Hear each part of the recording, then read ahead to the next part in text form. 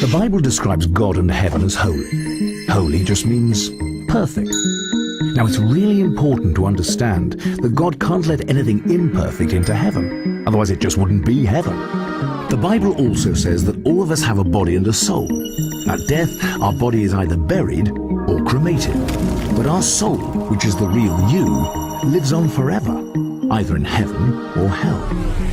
So unfortunately, we've got a bit of a problem because the Bible says that if we've broken just one of God's laws, for example, if we've lied once, cheated once, hated once, just once, like we all have, let's be honest, then our soul becomes imperfect and we cannot enter heaven.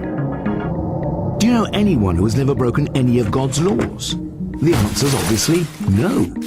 So here's our problem. All people have broken God's laws. Therefore, all people have imperfect souls. So if at death your soul could either go to heaven or hell, but to get to heaven, you must have a perfect record, and none of us have one, then sadly all of us must be headed for hell. Now that might seem harsh, and you might ask the question, how could a loving God create a place like hell, let alone send someone there? So let's look at it this way. Think of someone you love very much. Now imagine that person is brutally murdered.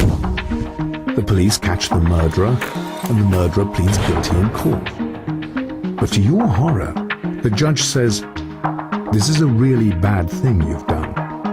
But because I'm a loving judge, I'm just going to let you off." You'd be very angry, wouldn't you? Why? Because you know that when someone has broken the law, they must be punished. Otherwise, there's no justice. So you see, hell is not a love issue, it's a justice issue. Let's consider 3 questions to help us understand why there's got to be this place called hell. Have you ever told a lie in your life? Well, the answer's surely yes, even if only a so-called white lie. If you've lied once, then you're guilty of being a liar. Have you ever taken anything that's not yours?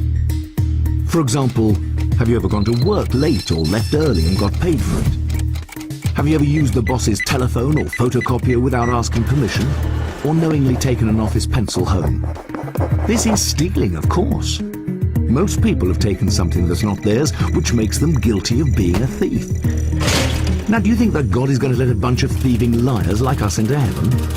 Not likely, because if he did, he'd be the same as the unjust judge who failed to punish the murderer of the one you love. We can't have it both ways.